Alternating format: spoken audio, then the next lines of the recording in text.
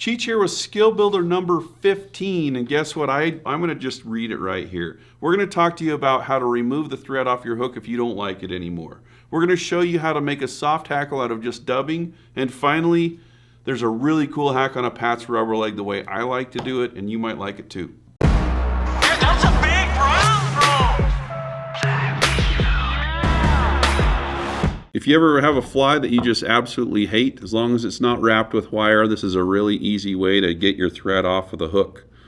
Just grab a knife like this. This is a brand new, just safety blade. Boom, off it comes. Rub your finger on it back and forth. You got a brand new hook again. That way you can reuse hooks if you need to. We've got the orange thread out, so we just tied an orange nymph. Okay, let's pretend like this nymph is ready to get like a little bit of something at the thorax. Now you can put dubbing in there and pick it out, but in my opinion it kind of gets lost in translation. It's kind of a glob there.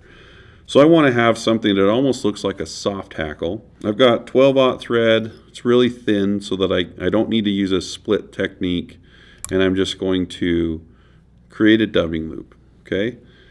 I like to take my tool and let it just sit on my fingertip like this.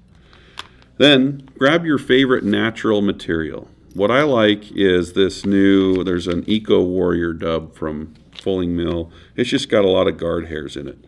Now, if I have the corner of the bag cut off, I can just pick a little bit out of the corner of the bag. And when I say a little bit, I mean just think about you're going to want about 6 legs per side of this thing. So, see, another thing is sometimes when you put dubbing loops in, it likes to twist up by the head. So, there, we're all set. I'm just going to grab a tiny bit of dubbing, and I'm going to put it in this loop, and I'm going to just put maybe one more clump in, and you want to spread them out. You don't want those all to be too close, okay? So essentially, that's what my dubbing loop looks like. You can pretty much just see right through it. And from here, I'm just going to twist that up. And I shouldn't have made my dubbing loop so long. It twists up faster if it's shorter. All right, so as you can see, that dubbing loop, that core, you can still see the thread go right down through it. So we might not have to use all this, but let's just put a few turns on and see what happens. There you go, there's 3 turns. Uh-oh, I broke my thread. So, anyway, but you can see what that did for this. Here's another skill builder. If you ever break your thread and you have tension still, just put it back on there.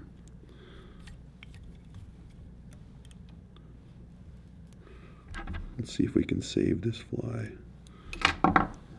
All right, so there you have it. And let's say that maybe the top of it's a little bit too bulky. I'm just going to grab some of those with my fingers and just pull them out of there. But anyway, there you're just using the same hare's-ear dubbing or squirrel or whatever you got for everything, but you're just creating a new type of soft hackle on your little nymphs with it. It's absolutely killer. The fish can't stand it. All right, we are going to do a Pat's rubber leg, and I guess we'll just tie the whole fly, but I just wanted to show a really cool method to tie in the front legs that makes it quite a bit easier. Okay, so first thing I'm going to do is I'm going to start with 2 of the legs that I'm going to use. I just have an olive color, and I'm just going to tie those in as the little antenna first, about as long as I want them. And then I'm just going to stretch those back and wrap those all the way down. And that's going to be my antenna and my tails. When you get to the back, you can spread them out, shift them on one side of the hook. See how that unraveled a little bit? That's fine, because now I can pull those down and now wrap that tight. And now I have 2 little tails popping off on each side. So there we have the meat and potatoes of the fly. This is a size 6, but I'm going to use our stonefly chenille that we have. This is olive and black, I believe. And we'll just get that tied in where we peel a little thing off the chenille. So once I have this, I'm going to come up here, and this is where all the problems start. We're going to put our legs in about right here. And so instead of tying them all in individually, I just want 3 on each side. I'm going to grab a clump of these, and I'm just going to tie those in, very light wraps, and I'm going to grab and crisscross those. So I pull the one that's going forward toward me, kind of hang on to that one for just a second until you get this first wrap in place. And then you can, like, I can keep adjusting this wrap toward the legs to kind of get them to do what I want.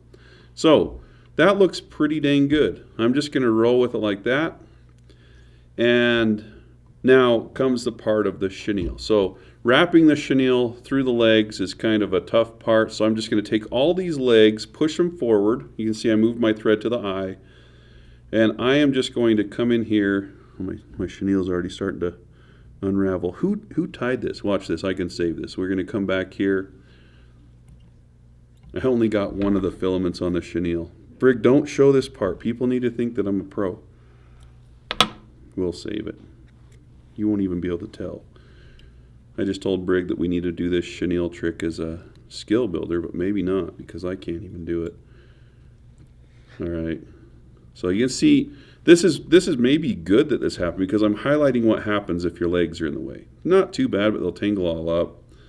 All right, so I'm going to take my thread to the eye, take all those legs forward, put 5 or 6 turns of thread on there. Loose thread. It's not going to be there the whole time. And then you're just going to take your body and wrap it forward. You can rotary style that if you want. Ooh, tension's good, Cheech. All right, so we're going to get to about right here, okay? And then we're going to free these legs, and I'm going to take one of them and put it behind the chenille on both sides, okay? And then I could say maybe take another full turn of chenille, grab another one on both sides, and you just kind of have to practice with this. It's really not very hard. And then I'm just left with 2 legs in the front. Just manipulate those, and if you use really tight chenille wraps, it's almost like your thread. So you can use your chenille to shape where the legs go. So to finish this up, we'll just wrap that forward.